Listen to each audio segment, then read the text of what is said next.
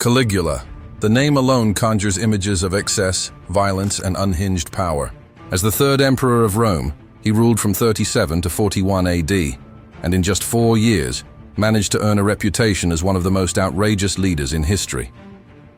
But perhaps no story illustrates Caligula's madness better than the tale of Incitatus, his beloved horse, and the claim that he tried to make it a Roman senator. Let's back up. Caligula didn't start out as a monster.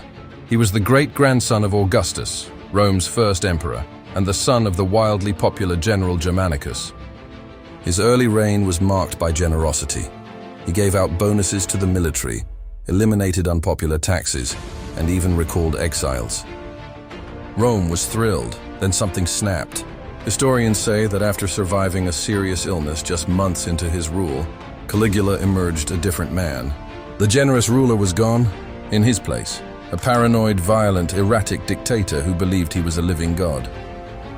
He executed rivals, bankrupted the treasury with massive building projects, and even demanded that statues of Jupiter have their heads removed and replaced with his own.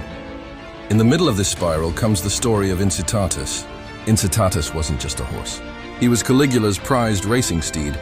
The name means swift or impetuous, and the emperor reportedly adored him. So much so that Incitatus lived in a marble stable, slept on ivory, wore purple blankets, and had an entire household staff to tend to him. He even had a house of his own with a dining room where he would dine with honored guests.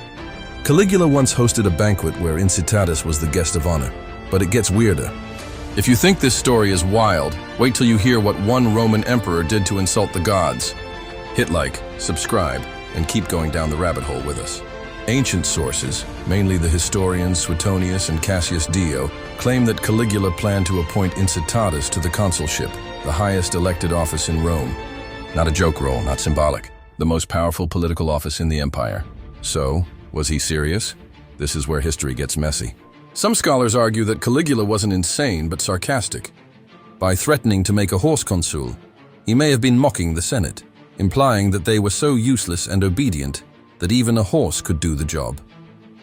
A twisted power move, a joke, but with teeth. Others aren't so sure. Caligula's behavior was often bizarre beyond explanation. He once declared war on the sea god Neptune, ordering his troops to stab the ocean and collect seashells as war spoils. He made senators run alongside his chariot like slaves. He turned the palace into a brothel. He even claimed to be able to speak with the moon goddess. In that context, making a horse a senator doesn't seem all that out of place. But here's the thing. There's no record that Incitatus was ever actually made a consul. The plan, if it existed at all, was never carried out. Still, the story survived for centuries, possibly exaggerated, possibly true, as a symbol of Caligula's descent into delusion and tyranny. Whether you believe it was a joke, a threat, or an honest plan, the fact that this story was even believable tells you everything you need to know about how far Caligula had fallen. He was eventually assassinated by his own guards after just 4 years in power. The man who once ruled as a god died alone in a hallway, stabbed by those sworn to protect him. But Incitatus, the horse, lives on, not literally but as a legend, as a meme of Roman excess, a symbol of how absurd things can get when power goes unchecked.